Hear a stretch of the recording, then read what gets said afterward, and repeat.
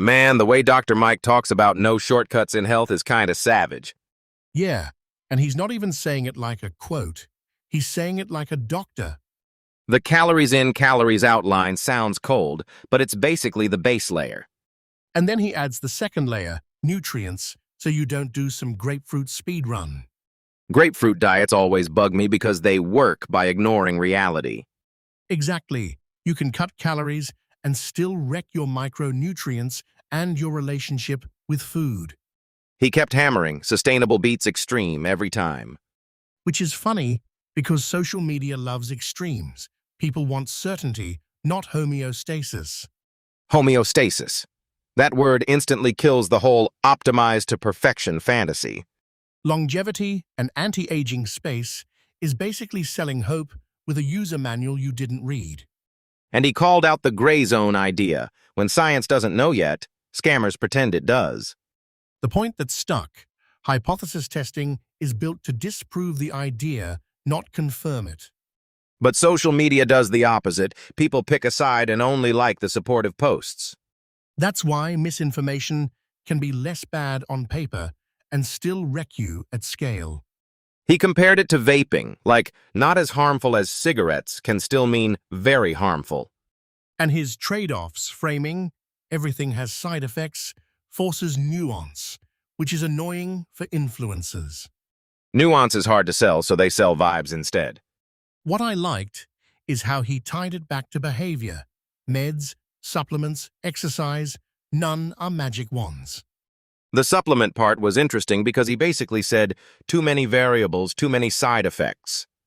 And also, supplements can become an excuse to skip the boring stuff that actually changes outcomes.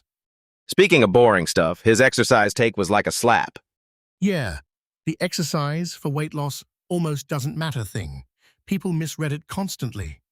Because society treats health like a magazine cover. Big muscles, low fat, done. That mindset ignores that you can look fit and still have terrible metabolic markers. And you can be active and still not lose weight if your diet is a calorie explosion. The popcorn example was brutal. Thousands of calories, and you can't outrun that math. Also, he said exercise is still the physiological advantage. Mood, strength, cancer risk, longevity. Which means exercise isn't the weight loss lever, it's the health insurance policy. I like that phrasing, because it stops the gym from being a punishment ritual. Right, it's not burn it off, it's build it up, even if the scale doesn't move fast. But let's push back. People really do struggle with diet adherence, not workouts. Totally. And that's why his dieting stickiness framework matters. Calories and nutrients together. He asked what the patient tried before, because failed diets often fail for predictable reasons. Like if someone tried carnivore or keto, but it was basically deprivation and rebound eating. Then recommending dieting again without that context is basically malpractice vibes. He's saying ask the trial history, so you don't blame the patient for a strategy that was set up to fail. That's why calories in, calories out works is only half the story. Application matters. And he gave blood pressure as the analogy, population-level proof, individual-level uncertainty. That's the part people hate. Medicine isn't a guarantee, it's probability with trade-offs. Exactly. And social media promises certainty like it's customer support. But I also think he's right about people wanting shortcuts because life is hard.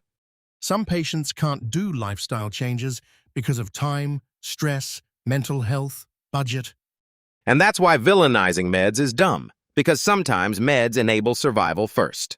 He really kept returning to, there's no single villain, just mismatched solutions.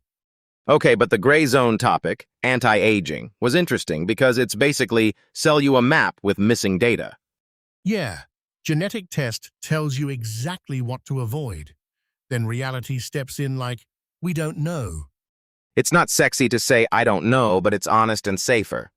And honesty is hard when the internet rewards the confident voice, not the accurate one. The way he described how his early popularity came from being sexy doctor with a dog. And then he He flipped that attention into real education instead of staying in the scandal lane. That's the rare thing, using engagement mechanics for evidence-based content. He even said he studied marketers and snake oil pitches to learn what makes misinformation persuasive. That's actually terrifying, but also useful. Understand the pitch so you don't get hijacked by it. And then he got personal, his mum's story and how treatment wrecked her even after cured. Yeah, that part made the whole trade-off talk feel real, not theoretical. Because he's basically saying, sometimes the system does everything right and still tragedy happens. Which makes his later mental health message hit harder. Action before motivation. The put on the shoes thing is geniusly simple because it breaks the paralysis loop. Not everything needs therapy talk spaces. Sometimes it's just one physical step. And if you're stuck long-term, you need professional help. No shame in that. Also, his angle on risk tolerance was solid. Vaping and end-of-life decisions aren't black and white. Yeah, autonomy matters. Adults choose after understanding risks, and kids need protection from addictive traps. He framed it as used to get off cigarettes, not as a starter. That's a nuance people miss. And then the ADHD neurodiversity part, he basically said between awareness and overdiagnosis is the realistic answer. Plus, respect people who don't want treatment, which is ethically important. Honestly, the whole episode is him fighting the same enemy, certainty packaged as entertainment. The diet part annoyed me in a good way. Two real things, that's it? Yeah, and it's hilarious how everything else gets marketed louder. Calories in, calories out sounds boring, so people ignore it instantly. But they ignore the nutrients part too, and then they wonder why they crash. Exactly. Eat 3 grapefruits is basically under-eating with garnish. It works only because you accidentally starve yourself, not because science is magic. And then you get the rebound hunger, and your relationship with food gets wrecked. The episode kept coming back to trade-offs nobody wants to admit. Like exercise, people want it to be the main hero, but it's mostly nutrition. Yes, you can't out-exercise a bad diet, but people treat that like heresy. I love the popcorn example. Just one movie day ruins the math. Because to burn those calories, you need a whole second life of workouts. And the real advantage of exercise is so much bigger than weight loss. Mood, strength, longevity, cancer risk, he listed half the body like it's a dashboard. He also admitted he's fallen off recently, which made it feel less preachy. That's the secret. Certainty is for commercials, reality is for humans. Okay, but let's push on this. Calories work, until someone says it doesn't work for me. That argument is always emotional. I tried, therefore, physics is biased. But he basically said the application shifts with pre-existing conditions, not the concept. Right. Like blood pressure meds, public health impact is strong. Individual outcome is probabilistic. That line is so important. We try our best with limited information. And social media hates that because probabilistic medicine doesn't create cliffhanger reels. The gray zone thing, weight loss used to be grapefruit ads, then Ozempic changed the game. And now the anti-aging gray zone sells genetic tests like they're destiny coupons. I mean, if someone could live forever, we'd have riots about it, not marketing launches. Plus, homeostasis is annoying. Your body won't tolerate extremes forever. He kept roasting optimization culture as perfect becomes toxic. That's such a clean framing because people don't want balanced. They want best. And best turns into anxiety because you're never done improving. He tied it to mental health too, which I appreciated because diet culture is basically anxiety with calories. Wait, can we talk about his framework for credibility? How he handles new studies? He said he doesn't treat breakthrough studies as automatic answers. He plugs them into existing data. That's the thing. News outlets act like one paper is a verdict, not a step. And study design often fails by not isolating variables, so the headline lies. Like veganism, yeah, but lifestyle isn't controlled, so the causal story gets messy. Exactly. And then influencers sell the diet while skipping the social and behavioral context. The marketplace creates incentives for simplicity. One villain food, one hero supplement. Supplements are a perfect example. People skip the basics because pills are easier to buy than habits. He said supplements have side effects, but nobody sells that part, which is true and depressing. And side effects are the trade-off nobody wants again. Okay, but I'm also thinking about the shortcut question in healthcare generally. In diet, the shortcut is dieting without sustainability, then calling it willpower failure. Or I refuse meds, therefore I'm virtuous, even when meds prevent real outcomes. He handled that nuance. Meds aren't evil, but neither are they magic replacements. So if I'm a patient, he would ask what I already tried so he can diagnose my past failures. That's such a subtle clinical move. You're not just counting calories, you're mapping behavior history. Because the restriction diet might be the thing that set you up for failure from day one. And then the doctor can recommend something realistic instead of something aspirational. I like that he framed exercise as medical advantage, like everything else is bonus damage control. Yeah, exercise is damage control plus resilience, not a calorie eraser. He even gave a real number, 150 minutes moderate per week, like don't overcomplicate it. And moderate is literally, you can't speak full sentences, which is such a human metric. But people will still want a daily miracle ritual because certainty sells. He said he targets certainty in uncertain worlds, and that's basically disinformation's whole vibe. Diet myths are just certainty pretending to be compassion. And it's not mean. People want hope. They just get marketed a fantasy instead. So the takeaway for me is balance, nutrients, calories, and accept trade-offs. And if you want a shortcut, the only real one is professional guidance plus small actions. Like putting on the shoes, tiny step, less waiting for motivation. Man, he stitched diet, exercise, and mental health together like it's one system. The shoe on the feet thing is such a brutal metaphor for diet, too. Yeah, because everyone wants the workout montage, not the boring first step. Just eat salads is the same energy as just breathe better. Exactly. Like sure, salads exist, but calories still exist too. And everyone forgets that exercise is not a magic eraser. The best line for me was, exercise has benefits beyond weight loss. But society treats health like it's a magazine cover with abs as proof. That health is appearance framing makes people chase shortcuts harder. And then nutrition becomes, what's the next thing to buy instead of what works consistently? The supplement villain arc always annoys me because it's never one simple story. Right, trade-offs everywhere. Side effects, costs, and the mental shortcut of skipping habits.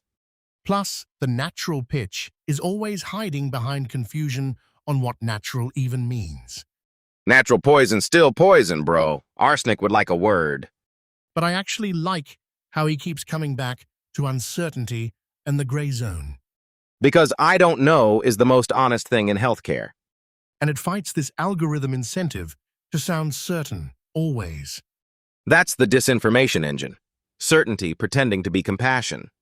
It's like the diet version of clickbait, but with your kidneys. You know what's crazy? People will nod at diet advice and never admit failure. And he says asking what someone tried changes the whole doctor-patient conversation. That's so practical because failed dieting could mean a million different failures. Like restrictive keto or grapefruit counting, those can work briefly while wrecking sustainability. Works is not the same thing as healthy, and people act like it is. And then they blame themselves instead of blaming an unrealistic approach. The calories in calories out point sounded cold, but it's actually empowering. Because it turns diet into math plus nutrients, not vibes plus a miracle. Vibes plus a miracle should be illegal marketing. I also liked the nuance that extremes create problems, even if motivation is high. That longevity anti-aging live forever culture is basically an extreme seeking machine. Yeah, Because the body wants homeostasis, not constant optimization cosplay. Hyper-optimize your immune system sounds like you're trying to hack a human. And social media rewards certainty more than we're working on it. Which is why he says even breakthroughs can feel boring if they're honest. But he's basically like, bring comedy to science without faking certainty. Do you think that style is the difference between people learning and people buying? Partly, but I think incentives matter more than personality. True, capitalism loves monetizing the gray zone promise, next great thing. The preliminary animal model to FDA-approved humans tomorrow pipeline. Petri dish to profit is the oldest trick in the book. Switching gears a bit, his exercise example with movie snacks killed me. Because popcorn calories are way easier than burning popcorn calories. Exactly, so dieting is the driver, exercise is the engine, and the health upgrade. So if someone says exercise doesn't matter, I'd push back hard on that framing. They're quoting studies without the context, study endpoints versus real life. And then society teaches run to be thin, like the treadmill is a cheat code. The treadmill is not a portal, sadly.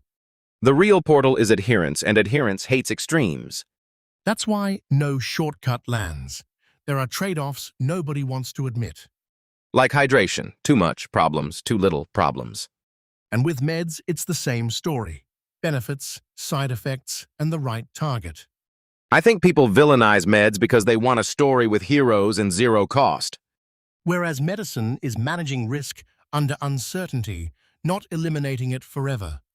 That blood pressure example was good. Population benefit versus individual prediction. It's honest too. We can't know for sure what'll happen to your exact body. Yet people still want certainty delivered like takeout. And diet content is basically takeout. Fast, certain, heavily monetized. Meanwhile, your body is like, I live here, not in your algorithm. That's the whole theme of the episode, balance and realistic steps. Also, he ties mental health into it, because diet adherence isn't purely willpower. Right. Stress, sleep anxiety, all mess, with appetite, planning, and consistency. And then people blame a weak character, which is just lazy cruelty. Plus, the phone-checking anxiety loop is the same mechanism as checking diet hacks. Constant checking for safety, constant switching for certainty. No wonder it burns you out. So the practical takeaway is tiny steps plus professional guidance if you're stuck. Tiny steps like shoes on, then nutrients and calories with some structure. And remember, consistency beats perfect, and trade-offs are part of the deal. All right, I'm convinced. No more grapefruit metaphysics. Next time someone sells a miracle, we ask what the trade-off is. Facts. Trade-offs nobody wants to talk about. That's the whole game. We'll wrap it here, because if we keep going, we'll start writing our own diet scam. Don't threaten me. I'll be unstoppable with metaphors. See you guys in episode 2. He goes deeper on the next layer of misinformation and gray zone thinking. The funniest part is how confident people get about "it works for me" diets. Yeah, because in medicine, for me, is never just one variable. Everyone forgets the boring line, calories still exist. And they act like calories are a suggestion, not math. But when someone says I have a condition, I get it. Sure, and conditions change the application, not the laws of physics. Application is the whole drama, right? The gray zone becomes personal. Exactly.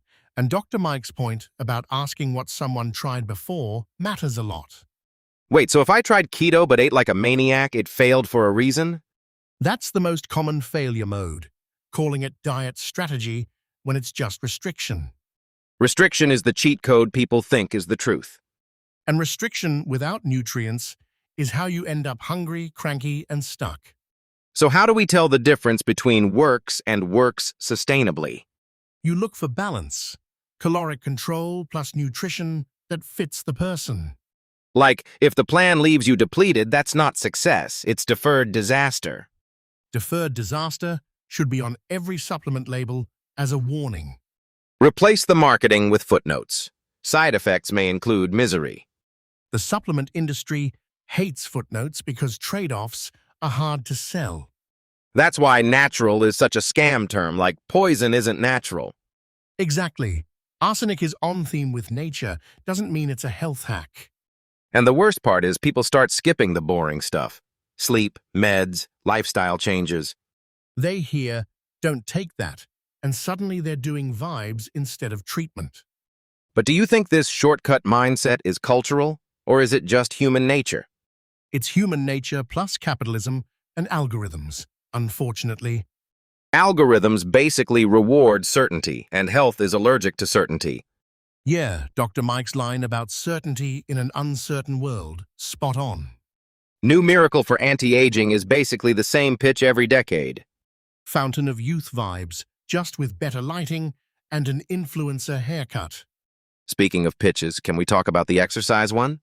Oh man, the exercise doesn't matter debate is always hilarious and tragic. Because the study conclusion gets weaponized into a lifestyle ideology.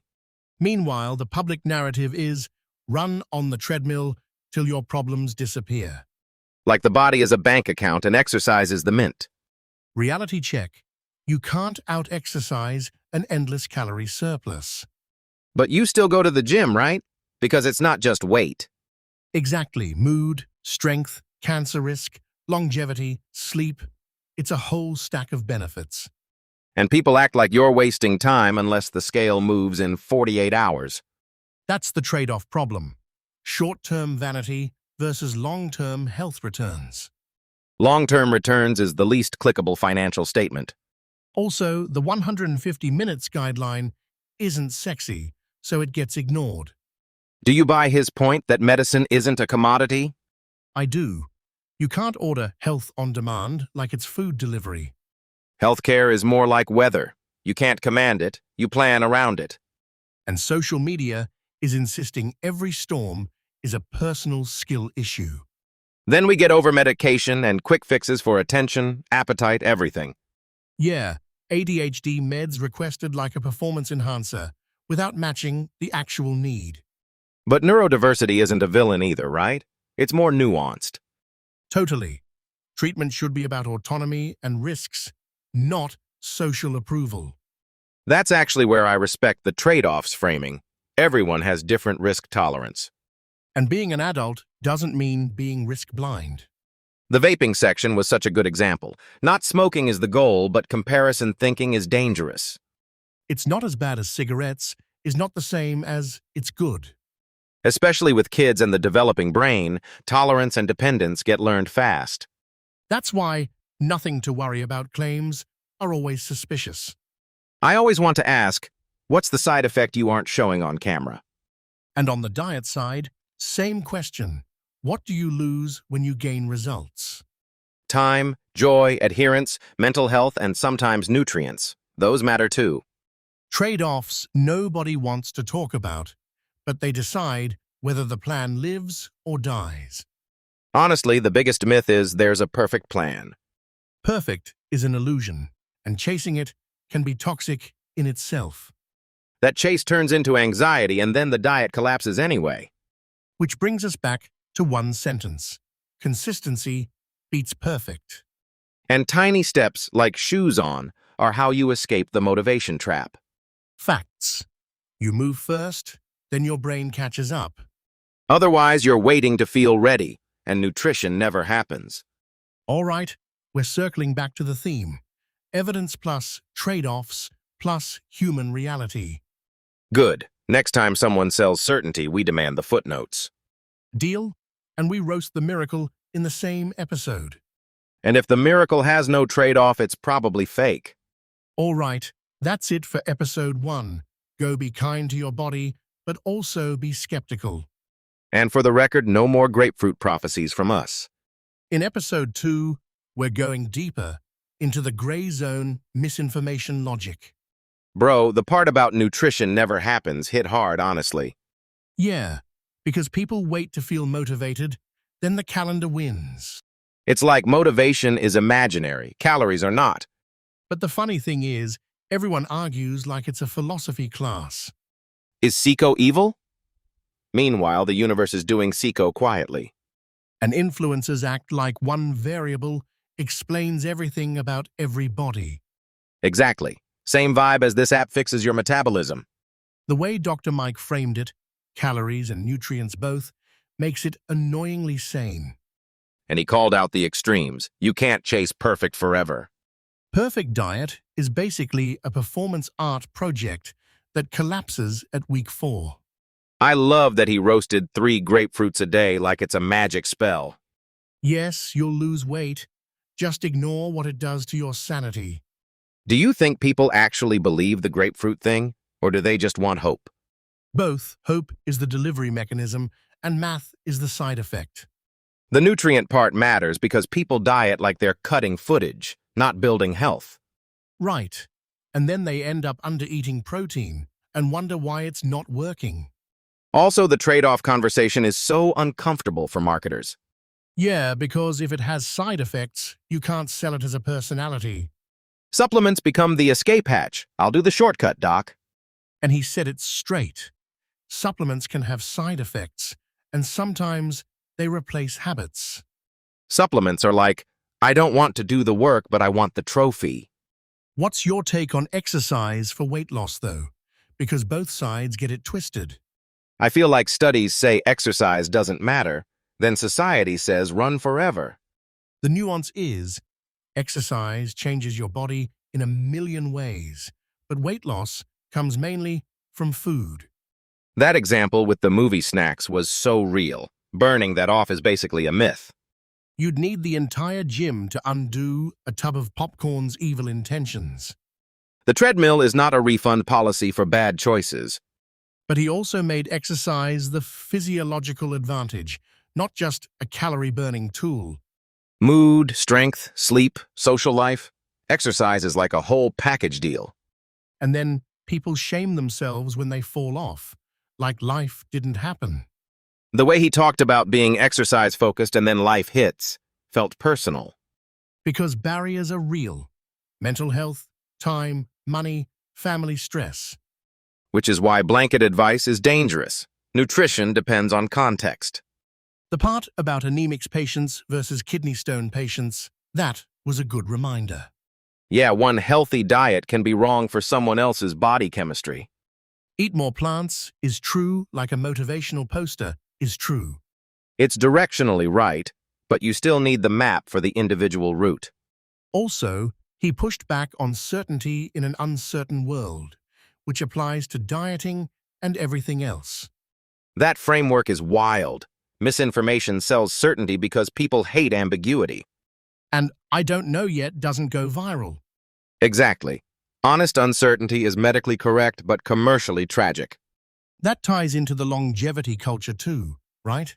Like live forever promises. Just run this test and avoid your destiny. Sure. And half the time it's preliminary animal model stuff, then sold like it's a cure. Social media makes "this is promising" sound like this is guaranteed. Plus, he explained why scientists design studies to disprove themselves. Social media does the opposite. Scientists are paranoid. Influencers are confident. Great combo for chaos. Switching gears a bit, he mentioned why patients request shortcuts even when doctors know better. Because people want control, and healthcare can feel like a slow grind. Especially when you're tired, stressed, busy, and do better sounds insulting. So the disinformation lands. Here's the magic pill, pay monthly. But the trade-offs are always there, sometimes just hidden from the pitch. If it's all benefit, it's either a miracle or a scam.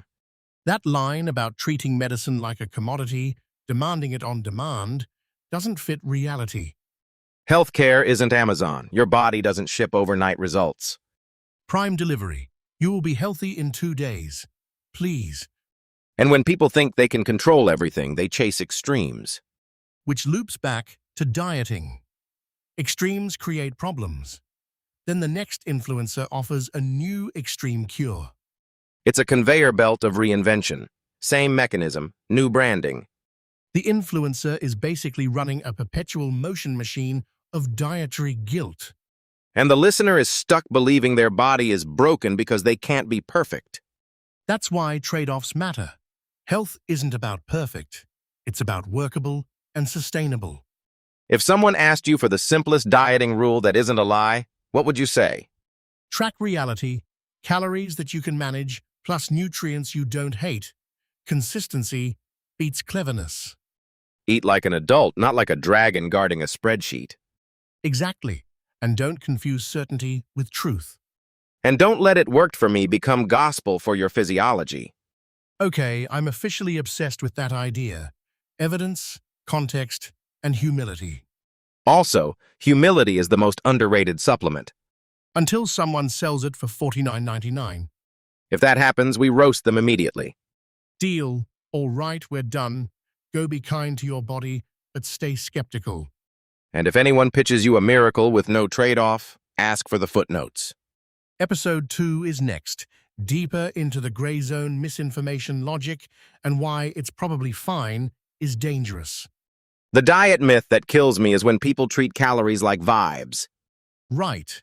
I feel better doesn't mean you're in a caloric deficit. And the influencer response is always, but it's different for my body. Is it different for your body, or did the strategy quietly fail in practice? That's the thing. Science can be true, but application can be wrong. Like when someone says calories in, calories out, doesn't work for me, okay. Then you ask what they actually ate for a week, and it's chaos. I'm totally tracking, while they're estimating portions like it's art. Exactly, and then they blame the laws of thermodynamics. The best part is the nutrient side. People ignore protein, fiber, micronutrients. Yeah, because eat less without nutrition can backfire emotionally and physically. The grapefruit diet example is perfect. Yes, you lose weight. No, you're not thriving. And it can fuel this weird cycle of restriction, guilt, and rebound. America runs on that cycle like it's an economy. Then someone comes in with fat burner, promises fast results, zero trade-offs. And somehow, we all forget that the body always charges interest. Interest plus side effects, paid at checkout in 6 to 12 months. The skip meds do supplements crowd is the wildest one, though. Yeah, because supplements get marketed like they're harmless candy. Just vitamins, bro, while their liver begs to differ. And a lot of people don't realize supplements can have real side effects. Plus, they distract from the boring basics. Sleep, food quality, consistency. The boring basics is where the real adherence comes from, not genius hacks. But adherence is hard, so society keeps begging for shortcuts. In healthcare, there is no real shortcut. There are trade-offs you either accept or hide. Hide is the key word, because marketing is basically trade-off concealment. And it gets extra dangerous when certainty is sold in an uncertain gray zone. Gray zone is the whole anti-aging market, right? Live forever vibes. We tested it in a dish, so you're ready for eternal youth. It's always preliminary and promising until it's your entire personality. And then people start treating not proven like guaranteed false. Or the opposite. Treat early signal like it's already settled truth. I like the framing. In science, we try to disprove, not confirm. Social media tries to confirm the person, not the hypothesis. Exactly. Confirmation feels good, but it's not how evidence works. Okay, but let's talk exercise, because the culture says, run, it's weight loss. Exercise helps, but most people can't out-exercise an overeating lifestyle. That movie theater example was brutal, like good luck burning popcorn. Popcorn plus soda is basically a small house's worth of calories. So what's the real medical advantage of exercise then, beyond the scale? Mood, strength, social connection, cancer risk reduction. Exercise is a full-body policy. And it's homeostasis too. Balance beats perfection, even with training. The obsession with optimization turns into another form of disordered behavior. I missed my protein target, so I'm basically failing life energy. That mindset creates anxiety, and anxiety itself is toxic for health. It's interesting because the same people who hate diet culture become diet cult members. They're just worshiping a different idol, the perfect protocol. And the perfect protocol always needs more tracking, more rules, more supplements. Yup, trade-offs get swapped for subscription fees and stress. Speaking of subscription fees, supplements are basically pay to feel controlled. Control is a coping strategy, but healthcare isn't a vending machine. That's why on-demand healthcare thinking is weird. Your body isn't responsive like a screen. People demand certainty from a system that operates with imperfect information. And then they get angry when clinicians say, "We don't know yet." Meanwhile, the sexy expert is like, I know, trust me, pay me. That's the Steve Harvey story in diet form. Wait, connect that. Because the point is, attention is temporary. Accuracy matters. Yeah, and misleading certainty spreads faster than careful nuance. Nuance doesn't go viral because nuance doesn't promise revenge calories. What about the "it worked for me" argument, though? Should we never use experiences? You can learn from "it worked," but don't treat it as universal law. Because your body isn't a lab rat with identical inputs. Exactly. No two lives have the same constraints: sleep, stress, food access. And that loops back to why sustainability beats intensity. A diet that sticks is usually the one that matches your real life. Not the one that wins a spreadsheet contest for 2 weeks. So the framework is caloric balance plus nutrient quality plus realistic adherence. Plus individualized constraints, like anemia, kidney stones, IBS. Exactly. And if you ignore pre-existing conditions, you can create failure you blame on the patient. That's the cruelty of "just try harder" advice, when the issue is physiology and context. And meds versus lifestyle isn't villain versus hero, it's options with trade-offs. Like, if lifestyle failed, you don't need morals. You need medicine where appropriate.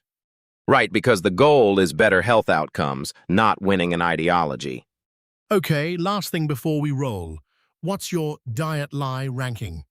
Top lie, you can skip trade-offs if you buy the right product. Second lie, exercise can fix a diet that never changes. And third lie, certainty exists in the gray zone. Gray zone will always exist, and we should be comfortable with we're learning. If we can learn that, we'll be safer than most people on the internet. All right, we're gonna wrap. Go be kind to your body, but keep questioning the miracle. And if someone sells certainty with zero trade-offs, ask for the evidence and the caveats. Episode 2 is next, deeper into the gray zone misinformation logic and why "it's probably fine" is dangerous.